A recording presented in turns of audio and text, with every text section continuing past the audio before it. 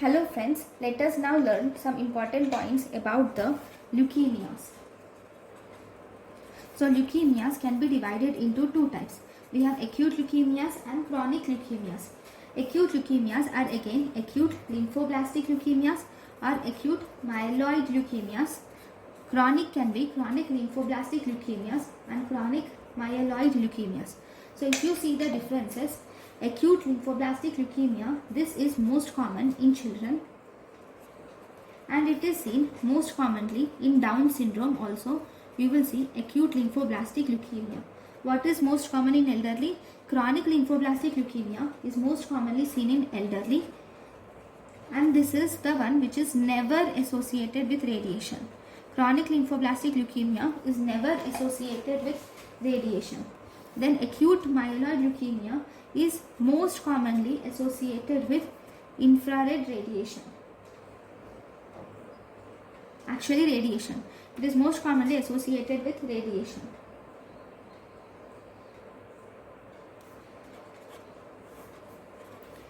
It is associated with radiation. And one more thing, if you see, it is seen in Down syndrome. Most commonly in Down syndrome, less than 3 years of age child, you will see AML M7 is seen. Okay. So these are the some one-liners which were asked. So first in this lesson we will learn about acute lymphoblastic leukemia. So first ALL. So acute this is acute lymphoblastic leukemia. So acute lymphoblastic leukemia, according to the FAB classification, it is divided into three types. We have L1, L2, L3. The cells of L1 are actually small, whereas L2 are heterogeneous, whereas L3 are large and homogeneous. So L1 is small and homogeneous, whereas cells of L2 are heterogeneous, whereas L3 are large and also homogeneous. And these cells of L3 are also vacuolated. Okay. Now these vacuoles, it will stain with oil red O.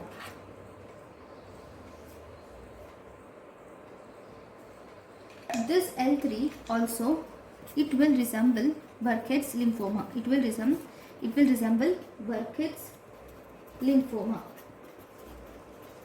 Okay. Then if you were asked which is most good, it is most common. L1 is most common and it has good prognosis. Whereas if you see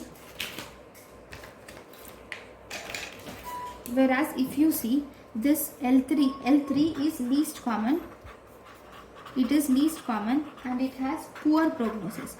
It is least common and it has poor prognosis. So this is about the FAB classification L1, L2, L3. Now one more classification which we have is WHO classification. According to WHO classification, he has divided ALL into two types. One we have B cell ALL and second we have T cell ALL.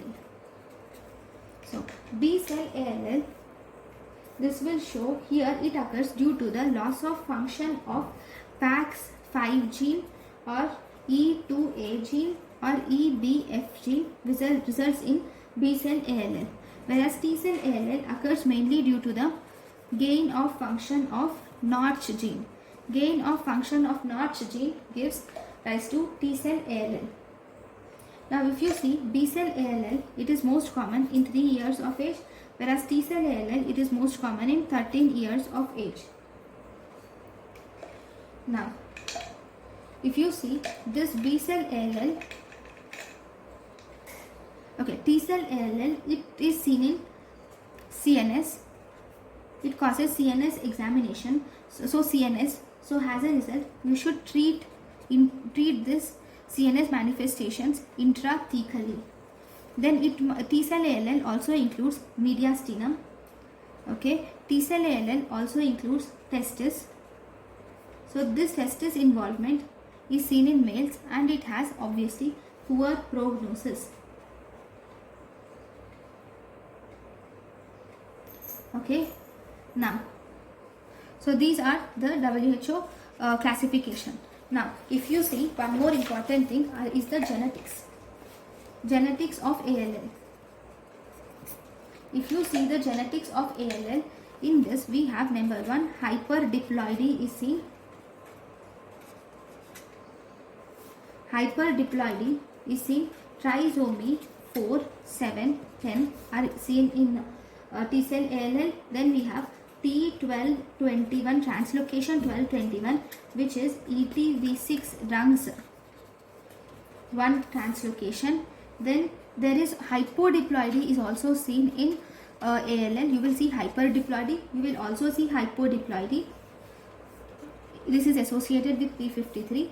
And we also have translocation 922 translocation, which is BCR ABL translocation of weight 190 kilodaltons.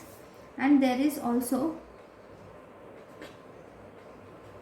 V11, that is MLL1 gene defect. Okay, all these are associated with acute lymphoblastic leukemia. One important thing is these hyperdiploidy, trisomy 4, 7, 10 and translocation 12 and 21 are associated with good prognosis. Okay, now if you were asked among all these what is the most common genetic alteration, the most common genetic alteration is hyperdiploidy is the most common genetic alteration in ALL. Then what are the clinical features? So if you see the clinical features, there will be decreased RBCs resulting in anemia.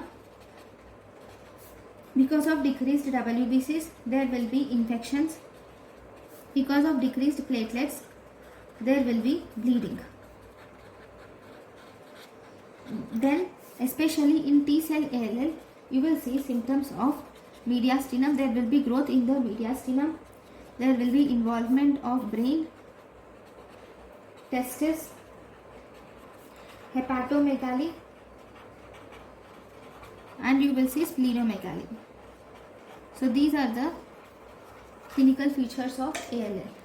So how are you going to diagnose it? Diagnosis is, if you see lymphoblast should be more than 20%, and if you stain with periodic acid skip stain, you will see dot, blot or block positivity is seen for the lymphocytes.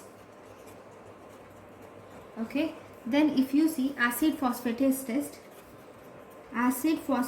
test will be positive mainly for T-cell ALL. And what is the drug of choice, investigation of choice or diagnosis of choice? That is flow cytometry is the diagnosis of choice. Now if you see the prognostic factors, prognosis is what are the good prognostic factors, then we have bad prognostic factors. Good prognostic factors, the age group of the child between 2 to 10 years is good prognostic factor. Less than 2 years and less than 10 years is bad prognostic factor. Females, good prognostic factor. Males, bad prognostic factor. B cell ALL has good prognostic factor. T cell ALL has bad prognostic factor, because in T cell ALL there is involvement of mediastinum, brain, testis, etc. So if you see genetics, hyperdiploidy, translocation 1221 and trisomy 4, 7, 10 are associated with good prognosis, whereas translocation 922, MLL1 and hypodiploidy are associated with bad prognosis. So this is about the completely about the ALL. Thank you for watching.